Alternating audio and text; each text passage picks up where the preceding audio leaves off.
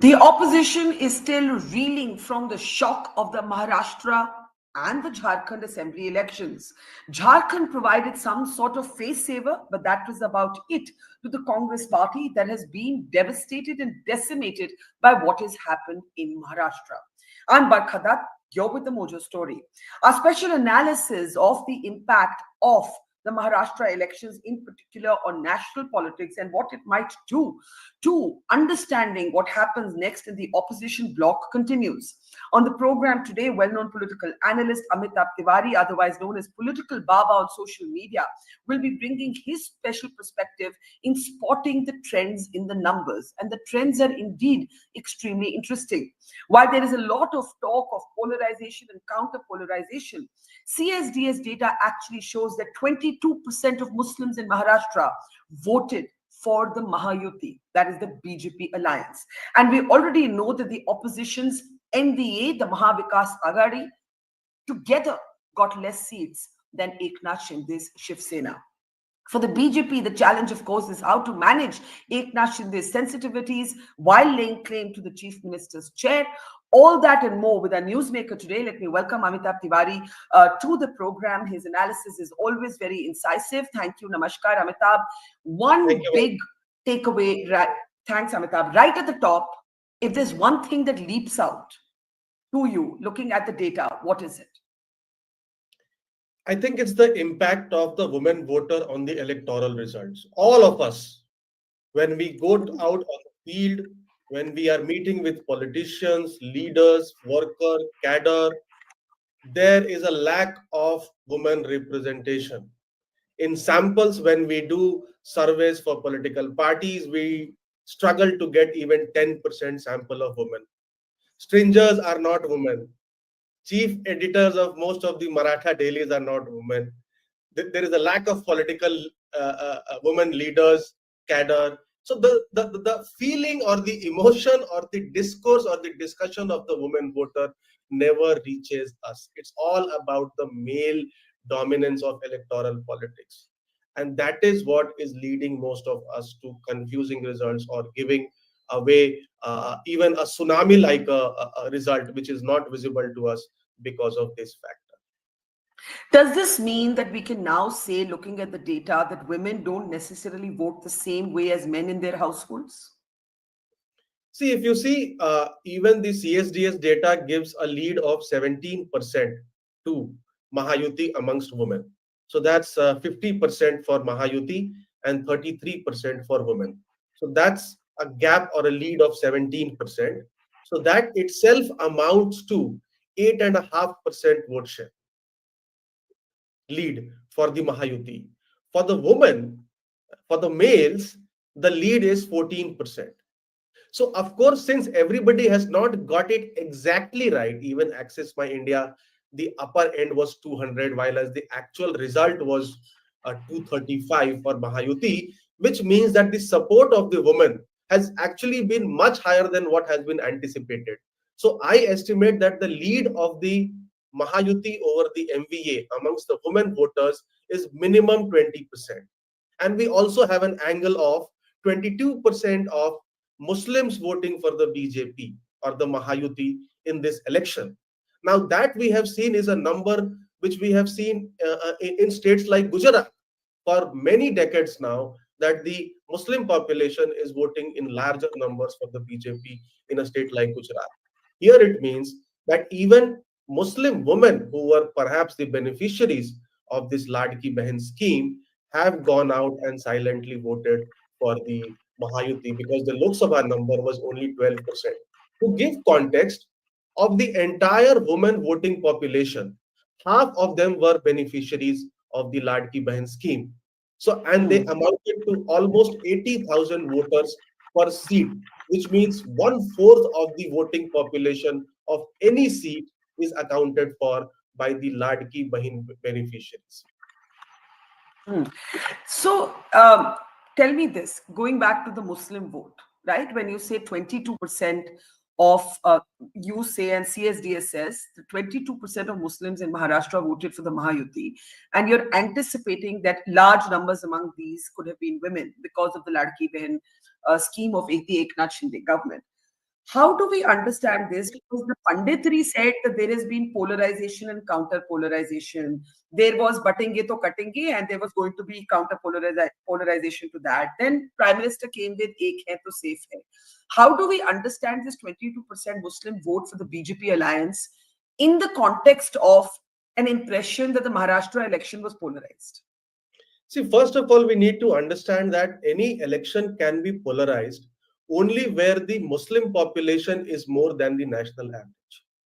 In Hmm. Maharashtra, the Muslim population is lesser than the national average. So polarization works in states like UP, Bihar, which has more than 20% population, West Bengal, Assam, which has 30-35% Muslim population, even Jharkhand to that extent, which had almost 15% Muslim population.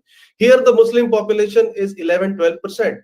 So how can you imbibe fear in Hindus of the minority population when there are not much in number? Only two regions, which is Mumbai, 21%, and Marathwada, 15%, are regions where the Muslim population is high.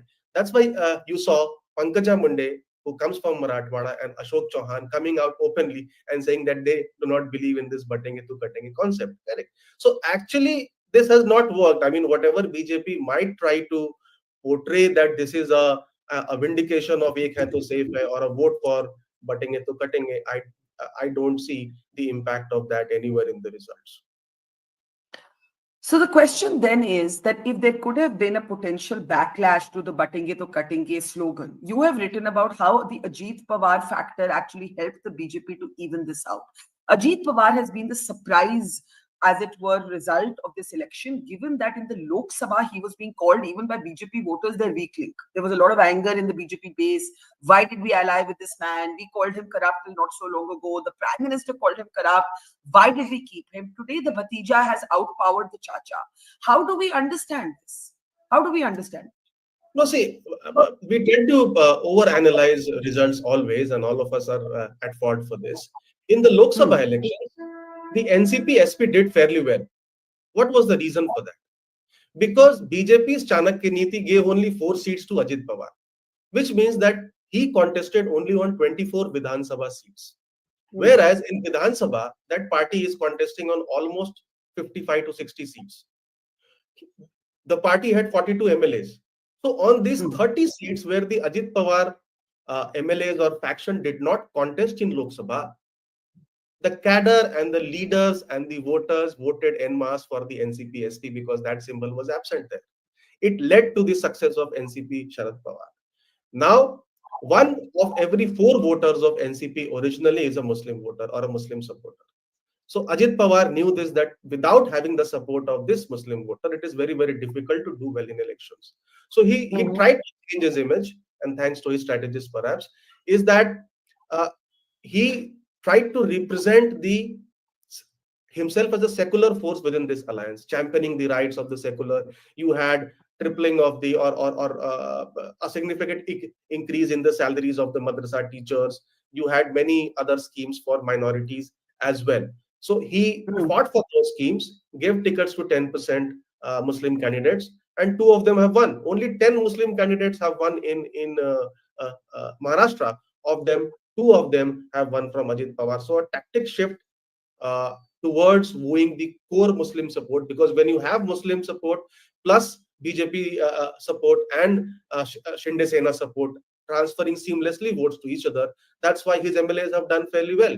It is like 75-25 percent strike rate in the fight against Sharad Pawar. Hmm. But here's my question. If you believe that the overwhelming, and we should call it the Y factor now and not the X factor, is women, then I think Eknath Shinde is likely to feel that this was his win, even though the BJP is by a mile and more the largest party. Whose win is this? Whose win is this, according to you? No, see, everybody has played a role, but yeah, I mean, when you went to the ground and saw, there was significant support for Eknath Shinde because people believed that he was the one who was delivering the schemes. And since he is the one who has come up the ranks, see, Devendra Fadnavis and Ajit Pawar have had a middle class or upper middle class backgrounds, but since Eknath Shinde represents the common man or the poor. The poor have an affinity towards Eknath Shinde, just like they have an affinity towards Narendra Modi, the Prime Minister. And this always works in the favor of such leaders who have risen up the ranks. That's why we see a lot of support for Eknath Shinde amongst the women fraternity and amongst general voters when he went to the ground. And he was leading across surveys in the best CM question. He was leading across surveys. The question then is what changed in 5.5 months? What happened from the Lok Sabha elections where the BJP took a knock? There was palpable sympathy for Uddhav Thackeray to this point where actually, in some ways, the biggest loser is the Congress because for the Congress party, it has been the third consecutive defeat in Maharashtra. And alongside, it hasn't done well in any election since the Lok Sabha verdict of 2024. What changed? See, I think again the genesis of this is in the Lok Sabha results itself because we tend to overanalyze, as I said. The vote share lead for Maha Vikas Aghadi was only 0.4%. So it was almost equal vote share, 44% each. The Lok Sabha results look like 1730. So that it's a way landslide for the Maha Vikas Aghadi. But if you look at the assembly segments, the Maha Hmm. Vikas Aghadi was leading only in 153 and the Mahayuti was leading in 126. 145 is the simple majority mark. So the Mahayuti or the Maha Vikas Aghadi was leading in only 8 seats above the simple majority mark. That's number one. So that secondly, 14 of the Lok Sabha seats saw a very close contest where the victory margin was less than 5%. Now that's a very close contest. 9 of them were won by the Maha Vikas Aghadi. Now 9 of them translated into 54 assembly segments. And now after Hmm. the Lok Sabha elections, in fact, I call margins up to 10% as close contest because up to Hmm. 10% you need only a swing of 5% to turn around that result. So it is Hmm. so even a 10% victory margin is a close margin because a swing of 5% is required. 21 seats witnessed a less than 10% victory margin contest. That is almost more than 100 seats. Now, what after that, if you see? So after that, what happened? Of course, they have taken course correction, and we've seen the women turning up in large numbers. I think what has also happened is that the Maratha agitation has weakened. Whereas the reverse OBC polarization has increased. Even if you see the CSDS numbers, you see that there is Hmm. a swing of 23%, minus 13% for MVA, and plus 10% for Mahayuti amongst the OBCs. Now, that is a huge thing. That itself translates into roughly 6 to 7% vote share. There is also, because of the local elections, a 19% swing away from the MVA towards smaller parties amongst the Muslims. That itself translates into roughly 4% vote share. Even amongst Dalits, because of the presence of smaller parties like VBA, BVA, and many other smaller parties, the support which the Maha Vikas Aghadi received amongst Dalits has also weakened. So the support of Maha Vikas Aghadi, largely the DMK alliance which it formed, the Dalits and the Muslims went, a large section of them or a significant section of the loss was accounted for by others. And even amongst Marathas, they lost support because Manoj Jarange Patil did not openly ask for votes for them. See, again, when we analyze the Lok Sabha results, we tend to believe that this was a vote for the Gaddari factor or Uddhav Thackeray or Sharad Pawar benefited from the betrayal factor. But if you see the leads of the 6 zones in Lok Sabha 2024, Hmm. it was not a vote for Gaddari. The MVA was leading in 2 regions, Vidarbh and Marathwada. Vidarbh, the hub of farmer suicide agri distress, Marathwada, the hub of Maratha agitation. Now, in Western Maharashtra, where Sharad Pawar was in action, the lead of MVA was just 5 seats, 35-30 out of 70 seats. And in Mumbai, where the Uddhav Thackeray faction was fighting the legacy battle, the lead was 2016, only 4 seats stayed. So it was not a vote for the betrayal factor. It was a vote for local issues, and perhaps MVA understood it wrongly. And then in the one-to-one contest this time, clearly the Shinde and Ajit Pawar have emerged victorious. Now, Amitabh, I want to ask you, the CSDS data clearly shows that both among Dalits and Muslims, the Maha Vikas Aghadi lost support.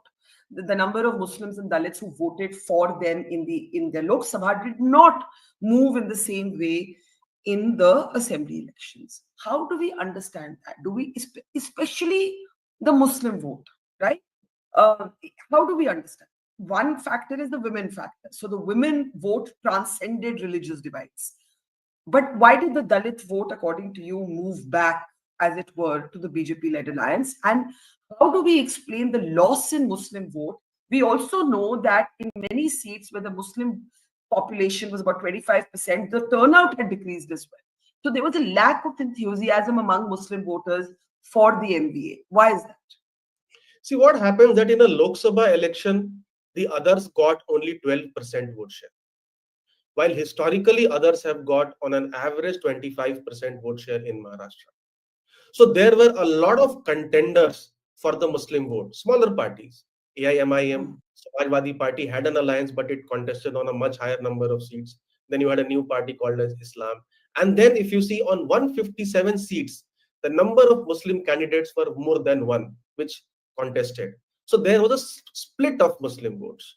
Then similarly for Dalits, if you see the Dalit voter is not shifting to BJP. Actually, BJP or Mahayuti also is receiving 1% lesser support, but it is moving towards parties like VBA or a BVA or PJP or a RSP, etc., etc. And if you see this time, what has happened is that this constitution change off the cuff mark of Rahul Gandhi has actually reached every nook and corner of Maharashtra. And In was In Lok Sabha. Why didn't in, that in work here? no no in Vidhan Sabha it was the opposite. The Correct. constitution remark of made in Washington, I think perhaps, has reached every nook and corner of Maharashtra in Vidhan Sabha election. And thanks not to BJP, thanks to Prakash Ambedkar's VBA.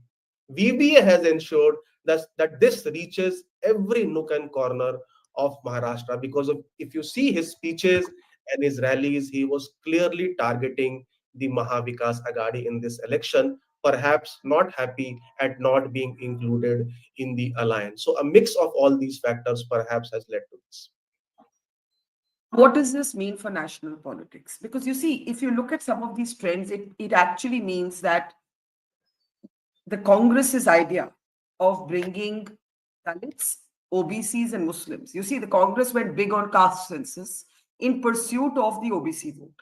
The Congress went big on the constitution in pursuit of the Dalit vote. And the Congress has assumed that the Muslim vote will always come to it. The Maharashtra elections append some of these assumptions. What does this do to strategy, to political strategy, to our understanding of politics? No, see, first of all, one cannot have a one fits all strategy for all states. Now, if you see Yeah. the caste census pitch is actually very intriguing and might have been harmful for MVA in the Lok Sabha, in the Vidhan Sabha elections. Because if Marathas get reservation, it will come at the expense of whom? It will come at the expense of OBCs because there is a cap on 50%. Even if you say that Yeah. we'll come and remove this cap, state governments cannot do this. People understand this. More so when the Maratha reservation thing has been turned down by the Supreme Court twice. So people are aware of this, that there is a cap, only central government can do it. And if they get reservation, which Manoj Jarange Patil has said, that in whatever form we should get reservation. Correct. But then it will come at the cost of OBCs. If Marathas get reservation, it could even come at the cost of Kunbis, who are Marathas but already OBCs. So this pie is small. If you bring more players into this pie, you are disturbing the entire social equation. Second is the Dalits. Now Dalits, the change of constitution was not the original or the main reason. It was plain blank that if BJP comes to power, they will end reservation. Correct? Change of constitution, will lead to the end of reservation. Now, people have seen that the BJP does not have the numbers to end reservation. It is relying on Nitish Kumar and Chandrababu Naidu largely Yeah. in power. So this, again, this rhetoric or this narrative did not work because they are not in a position to change the constitution. And bread Yeah. and butter issues were not focused on. If I was on one of the channels and one of the research heads of Congress party had come, so when I asked that, why was Rahul Gandhi raising all these issues of Adani, constitution, caste census? These are national issues. Does not matter. He said, I mean, national leaders will raise national issues. But then I said, who raised the local issues? Because the Yeah. local leadership was busy fighting who will be CM, or was busy fighting which party will get how many tickets till 29th of October. From 29th Yeah. to 4th, they were busy on cajoling the rebels to drop out from the race. And then just 2.5 weeks before the election, you announce your manifesto promises, and none of them were new. So all these promises were standard promises. So why were they not released just like Karnataka one by one many months before the elections? Because all of these promises were standard promises which Congress party is making across states. Yeah. But talking about this Adani issue, it's quite interesting. You see, in the previous Lok Sabha, 2019, if you remember, Rahul Gandhi was kind of focused on the Rafale issue, and it didn't translate into any palpable success. This time, the Congress is so focused on the Adani issue, right? It is such a big part of their social media narrative, but it's not connecting to the everyday lives of voters. So, was the Congress campaign too esoteric? Yeah, because again, see, campaigns are stories. You're just Yeah, telling one part of it. Let's say, for example, a particular corporate group, as mentioned by in the US, has bribed some of the state governments in the country. Let's say it's true. How does it impact the life of you and me? The Congress yeah, is not able to tell this story. yeah, That because of perhaps these bribes, what is happening is that your electricity rate is going up, perhaps, or the price of this is going up, or the price of tickets are going up, flight tickets are going up because the airport charges are increasing. The Congress party is not completing the story. It is not explaining to the voters how does this alleged Adani Modi or Adani BJP nexus impact us, negatively impacts us. It's not able to tell that story. It is the second leg of the story. It is just telling one part of it. And people are like, how does it impact us? Finally, a lot has been said about the fact that the BJP made a strategic calculation this time to not overuse the prime minister, neither in Maharashtra nor before that in Haryana. The BJP seems to have decided to limit the exposure, very different from earlier assembly elections where it was double engine. Modi was an equal face of the campaign to the local BJP face. How does this, what is your takeaway from this shift in strategy? So see, if you see Haryana, Hmm. all the prominent reasons for the anger against the BJP, which was the farmer Yeah. protest, the wrestler protest, and the Agniveer protest, were not the undoing of the state government. They were all undoings of perhaps the central government. So that is what the state leadership was able to convince the voters, that don't focus on these issues. These issues we do not have our control. It is not our fault. And Modi, by not doing a lot of rallies, I think he did only four, clearly took a back step, because if he would have campaigned a lot more, all these issues would have gathered momentum, and that could Hmm. may have negatively impacted the campaign. Similarly, in Maharashtra, when we were discussing about those two regions, again, those central government policies also have a lot of role in that. I mean, Maratha agitation, okay, Maratha reservation, if it has to be given or the cap has to be increased, the central government has to play a role, has to play a part. So again, most of the anger was against the central government, the inflation, uh, Adani, Ambani, let's say, Nexus, etc. So again, he has taken a back step. But I would say it is smart strategy. I mean, Mhm. as a leader, you need to identify your strengths and weaknesses. He has identified that these pitches were perhaps tricky for him to come out and open the innings. Let the local leadership open the innings, and when your bench strength is strong, like BJP, they themselves have been able to carry the party to victory. Also, it helps to now build the local leadership. Now BJP has moved from a presidential style campaign to a local campaign, talking about micromanagement, local contest, hyper local contest. But this is good for the BJP in the sense that if you have to find the successor of Narendra Modi in the next 5 years, then you need to find people from this from amongst these state elections, and some of these leaders could emerge. So the second line of leadership, which was weakened under the leadership of Modi, will again the party is again trying to rebuild this over the next 5 years by focusing on hyper local campaigns. And in conclusion, where does that leave the Congress, which had taken the position of the pivot of the India bloc or opposition politics? That is going to be tough for it if it, if it keeps losing states. That role will be tough for it, even if there is a distinction between state elections and national politics. Yeah, so just to give a context, BJP and Congress fought themselves against each other on 90 assembly seats in 2024 Maharashtra. 52 were won by Congress and only 38 by the BJP. Now they have faced each other in 75 seats. 65 has been won by Congress and only 10 has been won by the 65 has been won by the BJP and only 10 by the Congress. Only 10 by the Congress. So this is the scale. This is a massive change which has happened. Now again, every election is different. We do, the party needs to analyze the results deeply. If you and I can analyze that the lead was only 8 seats, why was the party so confident that it is a vote for betrayal and they're going to Correct. So I think they've got 99, and as Rajdeep famously says, but they behave like they've got 272. Even in 2024, the BJP tally is more than all the India bloc combined, and that's a huge achievement. So so when you go to any war, you have to do a proper SWOT analysis, and perhaps Congress is not able to identify its weaknesses and is overplaying on its strength.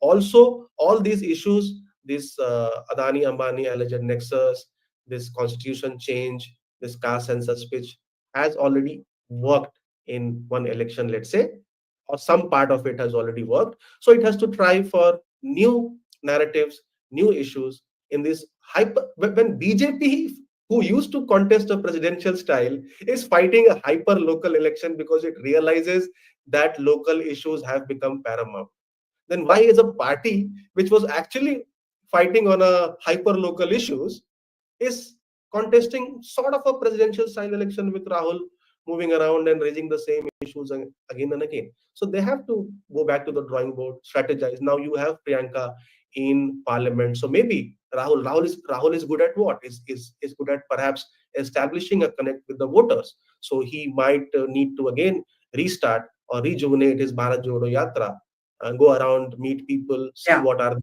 issues, and then strategize based on his direct feedback with the voters. All right, Amitabh, we'll leave it there. A fascinating election with many, many ripple effects on not just state politics, but also national politics. After all, every election is an act of psychological warfare. And that is what we have to understand, that campaigns are about storytelling, but consequences are about morale. And while, no party ever dies in Indian politics, rebuilding takes hard work. And the work is often away from clever social media videos to actually bread and butter even within party structures, which is where the Congress is in fact really weak, as has been pointed out by various congressmen and women themselves. Amitabh Tiwari, otherwise known as Political Baba on social media. Thank you. Always a pleasure. Take care. Talk to you soon. Namaskar. Namaskar. Thank you. Thank you. Bye. Bye. See you. It's great to see you here. Thank you for watching our work. If you haven't subscribed yet, don't forget to click the bell icon and subscribe to Mojo's Story and support independent, robust journalism.